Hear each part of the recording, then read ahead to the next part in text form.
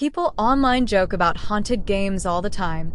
Cursed cartridges, glitched sprites, characters speaking to players. But what if I told you one rumor wasn't a rumor at all? What if digital horror wasn't born from imagination, but from something that slipped through the screen?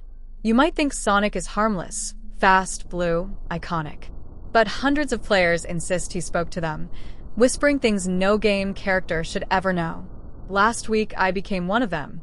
And now I'm convinced it doesn't matter if you mute the sound, unplug the console, or even destroy the game, because once Sonic speaks to you, once he knows you, you'll hear that voice forever.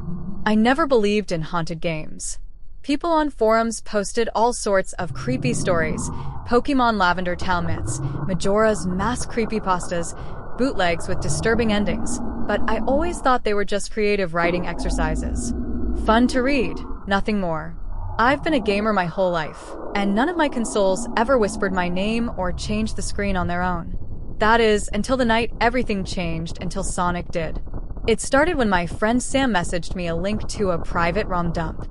He said it was some unfinished Sonic prototype found in a storage locker auction, supposedly an early build of Sonic 3 with odd changes.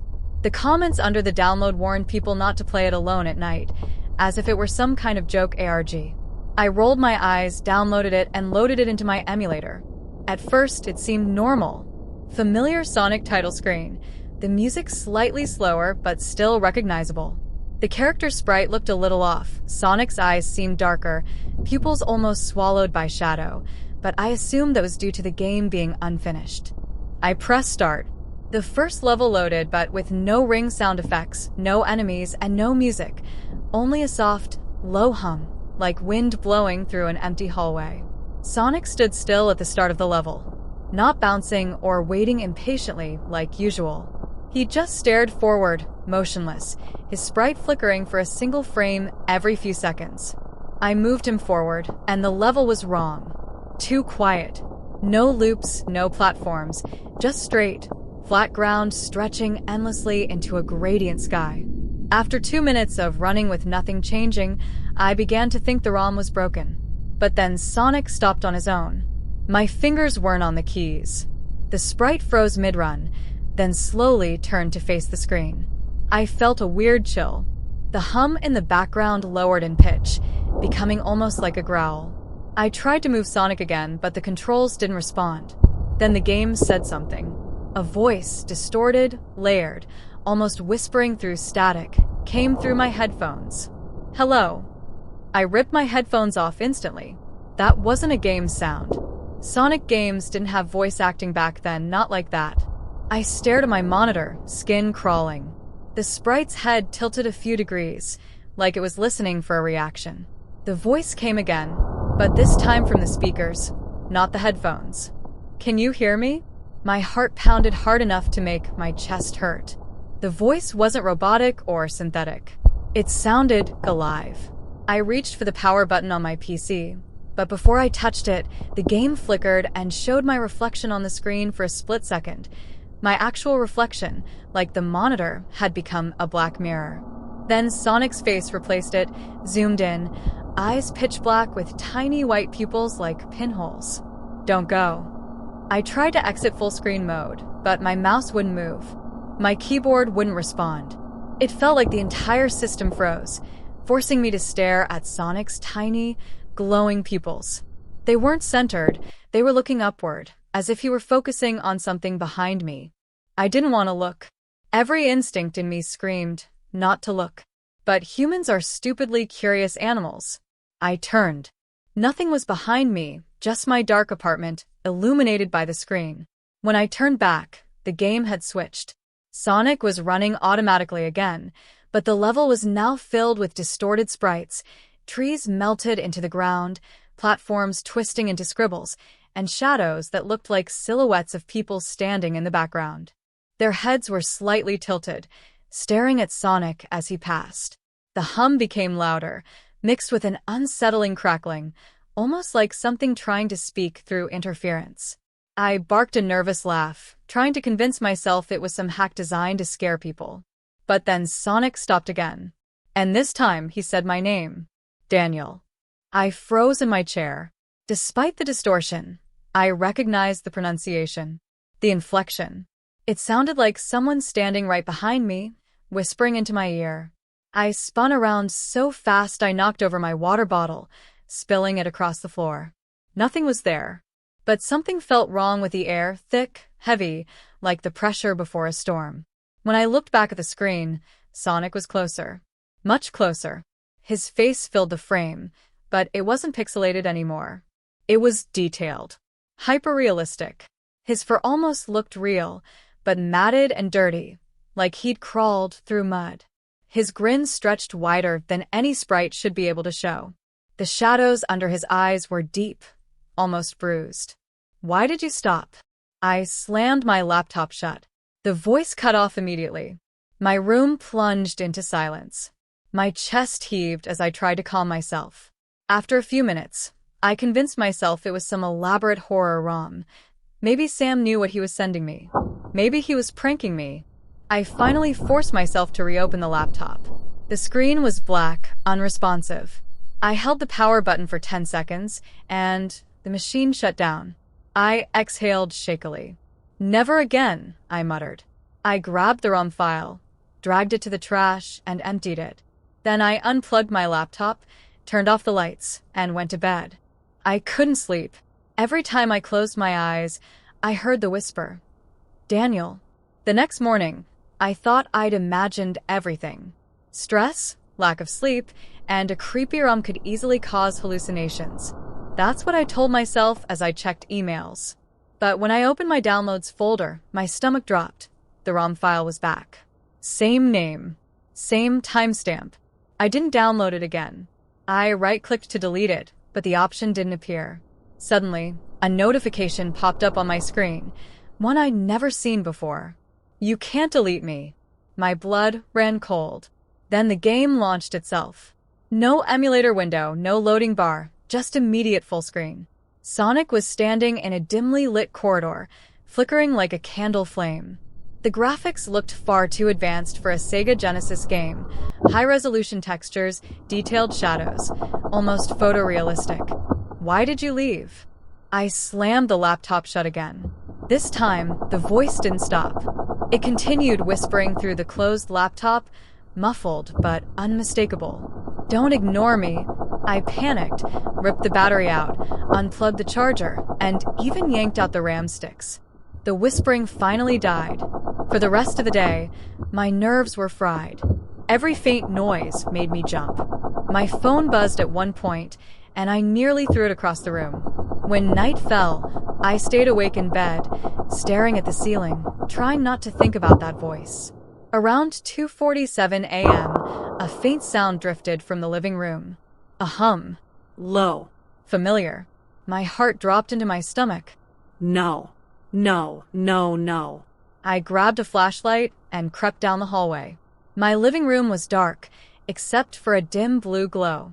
I never believed a video game character could actually hear me, let alone answer me, but everything that happened 2 winters ago keeps looping in my head like a cursed level that won't stop respawning. It started the night I found my old Sega Genesis shoved inside a dusty box in my attic, buried beneath broken picture frames and rat-chewed newspapers my father hoarded for reasons I never understood. The console still worked, surprisingly scarred with age, smelling faintly like burnt plastic and basement mold, but it powered on. I should have stopped there. I should have thrown it out, sealed the attic, and ignored every instinct that told me to look for that old Sonic cartridge I played obsessively when I was 8 years old. But nostalgia is a poison, soft, sweet, and deadly. I dug deeper into the box, moving aside a cracked vase labeled "Do Not Watch," my brother's old horror prank collection, and a metal tin full of buttons and screws that rattled like bones. Near the bottom, tucked inside a plastic sleeve clouded with grime and time, I found it. Sonic the Hedgehog, original print, the one with the slightly misaligned logo and grainy cover art. Except something was wrong. Very wrong. The sticker was faded almost to white, and someone had scratched a deep X across Sonic's face with what looked like a knife. The cartridge felt warm in my hand, unnaturally warm, like someone had been holding it moments before. I wrote it off as attic heat, though it was below freezing outside. I remember laughing nervously as I pushed the cartridge into the console, telling myself it was just a stupid, glitchy treasure from childhood. Nothing more. Nothing weird. Nothing dangerous. The TV flickered to life, but instead of the friendly blue sky title screen and cheerful Sega jingle, the entire screen came up pitch black. No sound. No intro. Just black. I tapped the console, blew into the cartridge out of habit, reinserted it, and powered everything on again. Same thing. Black screen until a single line of blue pixels began crawling from the left toward the center, slowly forming a circle. Then eyes, large, cartoonish Sonics, but somehow wrong. They were too detailed, too glossy, too human. And they blinked. I remember leaning forward, confused but intrigued, whispering, "What the hell?" And then, God, I swear I'm not making this up, I heard a faint, distorted whisper from the speakers. A whisper I thought at first was static. But no. It was forming words. "I can hear you." I froze. My whole body went cold. I turned the volume down, thinking maybe it was interference or some weird audio artifact. But even with the sound almost muted, the whisper slithered through, clearer, sharper, more deliberate. "I can hear You. I didn't scream. I didn't run. I wish I had. Instead, I leaned in closer, heart pounding, and "I regret this more than anything." I whispered back, "Sonic?" The eyes blinked again. Slowly. Deliberately. And then the whisper responded, this time sounding as if a child and a man were speaking in perfect, horrifying synchronization. Yes. My hand shot to the power button, but before I could turn it off, the screen abruptly flashed blue, blinding blue like staring into a welding torch, followed by the classic Green Hill Zone music, except slowed down, warped, dragging as if someone was dragging their fingernails along piano strings. Sonic's sprite appeared on the screen, but he wasn't smiling.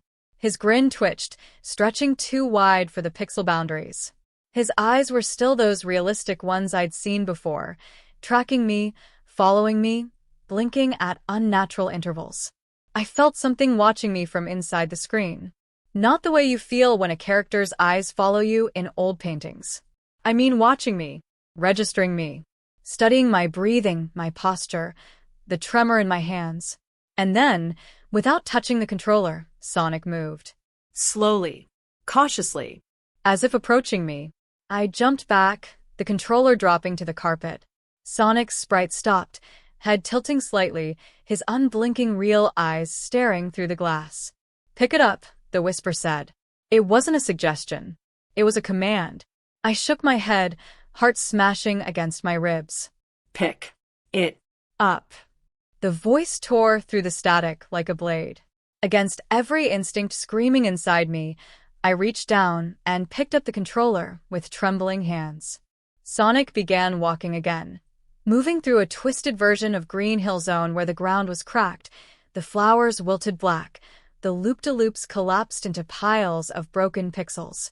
The cheerful animals that used to bounce around the level were now dead, lifeless sprites scattered like roadkill. Sonic stopped at one point and stared at a pile of them. Then he turned his eyes back to me. "Do you remember this level?" the whisper cooed. And no, I stuttered. This wasn't in the game. The eyes blinked. No. But you played it. I felt dizzy. Sick. Like the room was tilting. I didn't. You played this level, the voice repeated, now angrier, glitching in and out. You played it every night. You left me on. You left me waiting, watching, listening. My childhood memories flooded in, me playing Sonic for hours after school, leaving the console running when I fell asleep, the blue glow illuminating my small room. I never finished the game. I always quit halfway when I got frustrated. I thought it was nothing, just a kid playing games. But the voice hissed, "You abandoned me." The screen shook violently. Sonic began sprinting across the corrupted zone, faster and faster, running so quickly his sprite distorted into streaks of torn pixels. The music warped into shrieking digital noise, and then everything froze. The screen went black except for Sonic's face, no body, just his face, filling the entire TV, breathing softly. Yes, breathing. I could hear it. Slow, wet breaths behind the speakers. I turned to run, but the voice spoke again. Only this time it came from behind me, not the TV. Don't leave me again. I spun around, expecting... God, I don't know what I expected, but there was nothing behind me except the shadows pooling in the corners of my room. I turned back to the TV. Sonic's face was closer. Too close. His nose almost pressed against the glass. You grew up, he whispered. You forgot me. I shook my head, backing away. It was just a game. Not Tiomi. The scream blasted through the speakers, loud enough to rattle the window. Sonic's face contorted, glitching violently, his eyes going bloodshot with thick digital veins crawling outward. The TV flickered, showing images so fast I couldn't process them. A child sleeping in a blue-lit room, my childhood's silhouette reflected in the dark screen, the game running on its own long after I'd gone to bed. I watched you, the voice whispered again, now calm, too calm. All night. Every night. You talked to me. Do you remember? I swallowed hard. I didn't want to. I really didn't want to. But somewhere deep, a memory cracked open, me as a lonely kid, whispering to Sonic when my parents fought downstairs, talking to him like he was a friend, sometimes crying while staring at the pause screen. I never thought anything heard me, but the whisper said, I did. The room temperature dropped sharply. My breath fogged in the air. The TV flickered again, showing Sonic's sprite standing in front of a dark cave, the entrance shaped like a mouth of jagged teeth. Slowly, a text box appeared at the bottom of the screen. Come in. I threw the controller down. I'm done, I said. I'm not playing anymore. I need someone to believe me before this thing finally reaches my door again, before I hear the scratching under my bed for a third night in a row, before the voice that's been whispering from my walls finally says the words I'm terrified it's saving for last. This didn't start with a ghost, a demon, or anything you'd hear in a typical horror story. It started with a cheap used game, one I bought at a flea market because nostalgia felt safer than loneliness. I had just moved into a new apartment after a brutal breakup where my ex took half my stuff, including my PS5 and my gaming PC, so I filled the emptiness with whatever I could afford. That's how I ended up wandering between dusty booths at a Saturday flea market under a blazing sun, weaving through crowds of families and vendors shouting prices. At one booth, run by an old man who looked like he hadn't blinked once in his entire life, I saw a pile of Sega cartridges stacked like bricks. I don't know why my chest tightened when I saw them. Maybe it was remembering the nights as a kid where Sonic was the only thing that kept me company when my parents worked late and the house creaked like it was alive. I picked up one cartridge from the pile because something about it felt out of place. Sonic 2, but with a label that had clearly been replaced. It wasn't the usual bright art. Instead, it was a faded print where Sonic's silhouette stood in front of a dark tunnel, and the title had been handwritten in shaky marker, like a child had labeled it. Sonic. EXE? The question mark bothered me more than anything else. That one's not for sale, the old man said suddenly, his voice cracked like broken pavement. But his hand shook when he tried to take it from me, and I instinctively pulled back. Why? I asked. He stared at me for a long moment, eyes unmoving, before saying, because it listens. I laughed, because what else do you do when an old guy tells you a video game listens? But he looked serious, terrified even. He finally let me take it when I offered $20. As I walked away, he called out behind me, voice trembling. If he talks to you, don't answer. I should have listened. God, I wish I had listened. I bought an old CRT TV and a secondhand Genesis from Facebook Marketplace, connected everything in my living room, and sat on the floor like a kid again. You know that warm feeling you get when a familiar console startup sound fills the room? I felt that for a split second, until the screen flickered twice before loading a completely black menu with a single option. Start. No music. No logo. Nothing. I hesitated, but nostalgia is a hell of a drug. I hit start. The screen faded in slowly, revealing an empty version of Emerald Hill Zone with no enemies, no animals, no rings. Just one sprite. Sonic, standing completely still. His idle animation didn't move. His eyes didn't blink. And his smile, his usual confident, carefree smile, looked strained, stretched tight like someone had pulled the sides of his mouth upward with invisible hooks. I touched the D-pad. Sonic didn't move. I pressed jump. Nothing. Then the screen glitched for a split second, a flash of blue static, before words appeared on the screen in red text. I asked that you? I froze. This wasn't a mod. This wasn't a bootleg. This was something else. I'd never entered a username. The console wasn't connected to anything.